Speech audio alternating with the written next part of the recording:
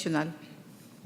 Oui, merci Madame la Ministre. Je regrette simplement l'absence du ministre de référence, mais je compte sur vous, Monsieur le Ministre, afin de m'apporter une réponse précise à ma question.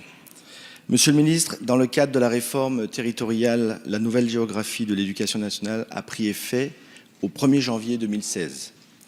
Outre-mer, où plus d'1 million d'élèves sont scolarisés, cette organisation se décline en 4 académies, 4 vice-rectorats et 2 services de l'éducation.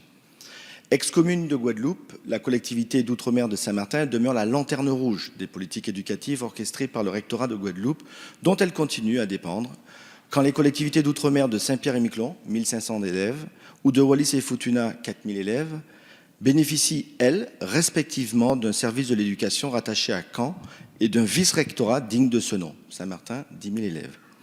Violence, illettrisme, retard scolaire, classes surchargées, enseignants sous-effectifs, résultats en baisse aux examens, la situation scolaire empire, rentrée après rentrée à Saint-Martin. Alors que si l'on s'en donne les moyens, l'île et ses 93% d'élèves anglophones a tous les atouts pour devenir un territoire français d'exception. D'ailleurs, malgré cet isolement, les acteurs de l'éducation à Saint-Martin sont parvenus à mettre sur pied des enseignements spécifiques dans le domaine du tourisme et de la valorisation du territoire et se montrent innovants dans la prise en charge particulière des élèves en grande difficulté ou en situation de handicap. Malgré les bonnes volontés de tous en termes de ressources humaines, de mise en place d'un projet académique, de formation ou de remplacement de professeurs absents, le faible service de l'éducation de Saint-Martin montre ses limites quotidiennement, avec des conséquences lourdes pour les 10 000 élèves de Saint-Martin, dont 80% sont scolarisés en éducation prioritaire. C'est bien dans l'intérêt des élèves, donc des jeunes, donc de l'emploi et du devenir de ce territoire, qu'il m'apparaît nécessaire et urgent de créer enfin un véritable vice-rectorat à Saint-Martin.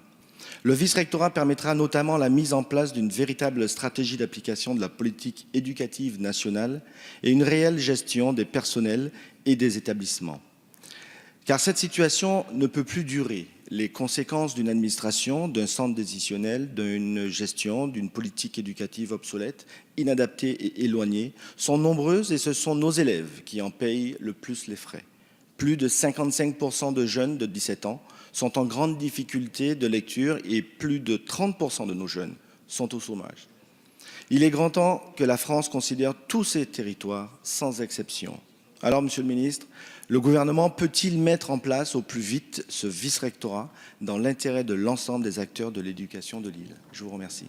Merci, Monsieur Gyps. Monsieur le secrétaire d'État auprès de la ministre de l'Environnement, de l'Énergie et de la Mer a la parole pour la réponse. Merci Madame la Présidente. Monsieur le député, votre question porte sur l'opportunité de la création d'un vice-rectorat sur le territoire de Saint-Martin.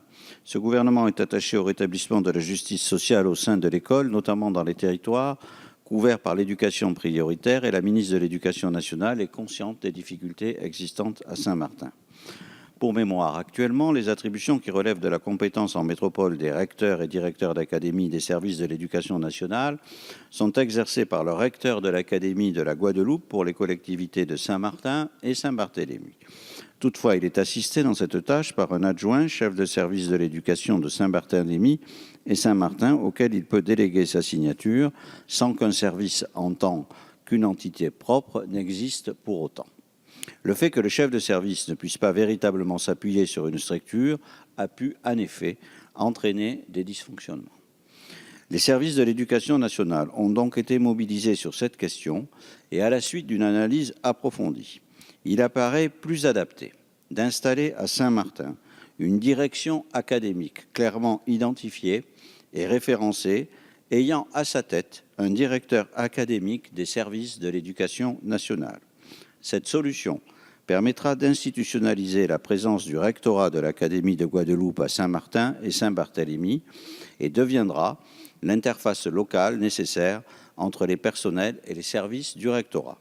De la même façon, cette direction académique reconnue en tant que telle permettrait de clarifier les rapports entre tous les partenaires, la préfecture déléguée et les collectivités en premier lieu. Vous le voyez, monsieur le député, nous travaillons à refonder une école de la République plus juste qui prenne en compte de manière concrète les problématiques de chaque territoire. Soyez assurés que dans ce cadre, que les discussions concernant la création d'une direction académique à Saint-Martin vont se poursuivre. Merci, monsieur le ministre. Monsieur Gyps. Oui, merci Madame la Présidente. Monsieur le ministre, je vous remercie de votre réponse qui est déjà un bon début pour Saint-Martin. Je voulais juste rappeler que Saint-Martin est devenu une collectivité d'outre-mer régie par l'article 74 depuis 2007 avec un transfert de compétences dans tous ces domaines de compétences. Et donc, effectivement, les compétences sont arrivées, les moyens pas toujours. Votre réponse me satisfait sur le début donné à cette problématique et j'espère que par la suite on aura pour Saint-Martin et Saint-Barthélemy une véritable direction à part entière. Merci. Merci, monsieur Gyps. Monsieur le ministre, merci. La séance des questions orales sans débat est terminée. Prochaine séance cet après-midi à 15h. Questions au gouvernement. Projet de loi visant à instituer de nouvelles libertés, de nouvelles protections pour les entreprises et les actifs. La séance est levée.